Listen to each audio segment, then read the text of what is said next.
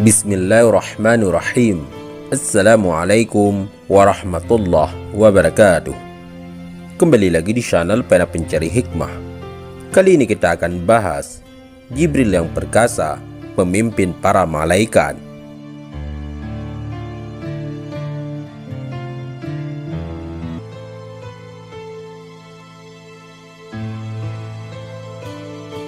Telah disebutkan sebelumnya, 15 abad yang lalu Jibril dengan wujud aslinya pernah turun di langit Mekah, antara langit pertama dan muka dunia. Di dalam Al-Quran dan hadis dijelaskan pula bahwa Jibril beberapa kali turun ke bumi untuk berjumpa dengan kekasih-kekasih Rabb-Nya atau menghukum para pendosa yang durhaka. Pada masa kerasulan Muhammad SAW, Jibril pernah menampaki tanah Madinah menemui kekasih Rabb-Nya, yaitu Nabi Muhammad SAW. Ia datang sebagai pengantar kalam ilahi atau sebagai pendidik para sahabat Nabi. Imam Bukhari meriwayatkan sebuah hadis dari Ibunda Aisyah radhiyallahu anha menjelaskan bagaimana wahyu datang kepada Nabi SAW. Aisyah berkata, Al-Harith bin Hisham pernah bertanya kepada Rasulullah SAW, "Wahai Rasulullah, bagaimanakah cara wahyu sampai kepadamu?" Beliau SAW menjawab, "Terkadang wahyu itu datang kepadaku seperti suara lonceng, dan inilah yang terberat bagiku. Dan aku memperhatikan apa dia katakan.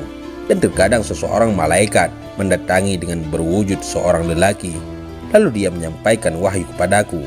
Aku pun memperhatikan apa yang dia ucapkan." Beberapa kali Jibril datang kepada Nabi dengan sifat-sifat kemalaikatannya. Keadaan inilah yang terberat bagi Nabi, dan terkadang ia datang dengan fisik laki-laki. Umar pernah bercerita bahwa ada seorang laki-laki yang mengenakan pakaian putih bersih dan rambut yang sangat hitam datang menemui Nabi SAW. Tidak ada seorang sahabat pun yang mengenal lelaki tersebut. Tetapi ia kelihatan begitu dekat dengan Nabi. Ia bertanya tentang Islam, iman, dan ihsan. Di akhir pertemuan Nabi bertanya kepada Umar, "Wahai Umar, tahukah engkau siapakah dia?" "Allah dan Rasulnya lebih mengetahui," jawab Umar. "Sesungguhnya dia Jibril. Dia datang untuk mengajarkan agama kepada kalian," sambung Rasulullah SAW. Ada salah seorang sahabat Nabi SAW yang Jibril suka menyerupainya saat menjadi manusia. Namanya Dihyah bin Khalifah Al-Kalbi. Dari Anas, Nabi SAW bersabda, Jibril datang serupa dengan fisik Dihyah, dan Dihyah adalah seorang laki-laki yang tampan. Panglima perang para malaikat. Saat situasi genting di perang Badar, umat Islam yang berjumlah 300 beberapa belas orang dengan tanpa persenjataan lengkap disongsong oleh 950 pasukan musyrik Mekah dengan perlengkapan perangnya. Jibril datang atas perintah Rabb-Nya dengan membawa ribuan pasukan malaikat dari langit ketiga. Rasulullah SAW mengabarkan kepada Abu Bakar, "Bergembiralah wahai Abu Bakar, pertolongan Allah datang. Ini Jibril, di giginya ada debu-debu." Dalam hadis yang lain, beliau bersabda, "Ini adalah Jibril sedang memegang kepala kudanya, dan ia membawa peralatan perang." Sahabat Pena Pencari Hikmah, bagaimana kiranya jika Jibril yang perkasa turut membantu dalam peperangan? Pasukan mana yang akan menderita kekalahan ketika Allah dalam memberikan pertolongan sedemikian? Saat kemenangan diraih, ribuan malaikat itu tidak serta-merta menghabisi semua musuh yang ada di medan laga. Inilah hikmah agama kita yang mulia. 950 orang musyrik itu tidak dibinasakan seketika.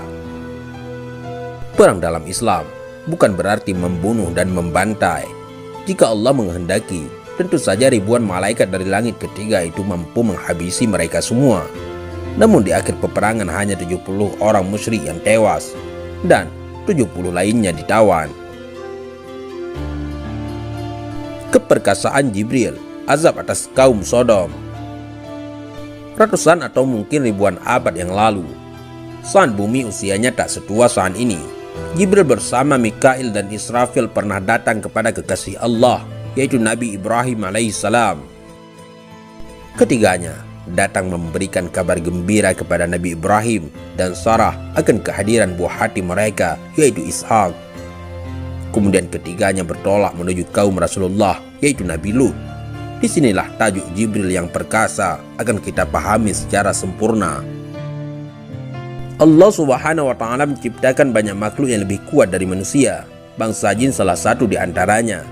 Di masa Nabi Sulaiman, salah satu jin pernah menyanggupi permintaan Nabi Sulaiman mengangkat singgasana Ratu Bilqis sebelum Sulaiman berdiri dari duduknya. Berkata Nabi Sulaiman, "Hai pembesar-pembesar, siapakah di antara kamu sekalian yang sanggup membawa singgasananya kepadaku sebelum mereka datang kepadaku sebagai orang-orang yang berserah diri?" Berkata Ifrit dari golongan jin, "Aku datang kepadamu dengan membawa singgasana itu kepadamu sebelum kamu berdiri dari tempat dudukmu. Sesungguhnya aku benar-benar kuat untuk membawanya, lagi dapat dipercaya." Kemudian malaikat membawanya kepada Nabi Sulaiman dengan kecepatan dan kekuatan yang lebih mencengangkan lagi, yakni lebih cepat dari kedipan mata, sehingga sana Ratu Bilqis bisa hadir di hadapan Nabi Sulaiman. Berkatalah seorang yang mempunyai ilmu dari Alkitab, "Aku akan membawa singgasana itu kepadamu sebelum matamu berkedip." Para ulama menafsirkan ayat ini bahwa orang saleh itu memohon kepada Allah. Kemudian Allah perintahkan malaikat membawa singgasana Bilqis dari Yaman menuju Syam atau Palestina yang berjarak 3000 km hanya dalam kejapan mata. Sahabat pena pencari hikmah, kekuatan manusia pun masih kalah dibanding hewan-hewan ciptaan Allah lainnya. Bahkan semut pemotong daun atau yang kita kenal dengan semut rangrang saja mampu mengangkat benda 50 kali lebih berat dari badannya. Lalu bagaimana dengan Jibril, makhluk ciptaan Allah yang perkasa dan dianugerahi pula kecerdasan, yang diajarkan kepadanya oleh yang sangat kuat, yang mempunyai akal yang cerdas dan menampakkan diri dengan rupa yang asli. Jibril pernah mencongkel bumi seluas 5 desa, kemudian mengangkatnya ke langit dan membalikkannya hanya dengan satu sayap kanannya. Ya, Jibril mengangkat kampung kaum Nabi Lut untuk mengazab mereka. Kaum Lut adalah kaum pendosa. Mereka telah menyekutukan Allah, mendustakan Rasulullah Lut, berbuat kotor dengan homoseksual yang belum pernah dilakukan oleh orang sebelum mereka, dan menantang datangnya azab. Kisah azab mereka bermula dengan kedatangan Jibril, Mikail, dan Israfil dengan sosok lelaki tampan dan gagah menemui Rasulullah Lut. 3 orang tamu yang rupawan ini membuat Lut merasa cemas, khawatir kalau kaumnya akan mengganggu mereka. Dan tatkala datang utusan-utusan kami para malaikat itu kepada Nabi Lut, ia merasa susah dan merasa sempit dadanya karena kedatangan mereka. Dan ia berkata, "Ini adalah hari yang amat sulit." Karena khianat istri Nabi Lut, kehadiran para tamu pun bocor ke telinga kaum gay ini. Bertambahlah kegelisahan Nabi Lut. Beliau yang sangat memuliakan tamu dan tidak ingin tamunya terganggu dan tersakiti. Nabi Lut berkata, "Seandainya aku mempunyai kekuatan untuk menolakmu, atau kalau aku dapat berlindung kepada keluarga yang kuat, tentu aku lakukan." Para utusan berkata, "Hai Lut, sesungguhnya kami adalah utusan-utusan Tuhanmu. Sekali-kali mereka tidak akan dapat mengganggu kamu.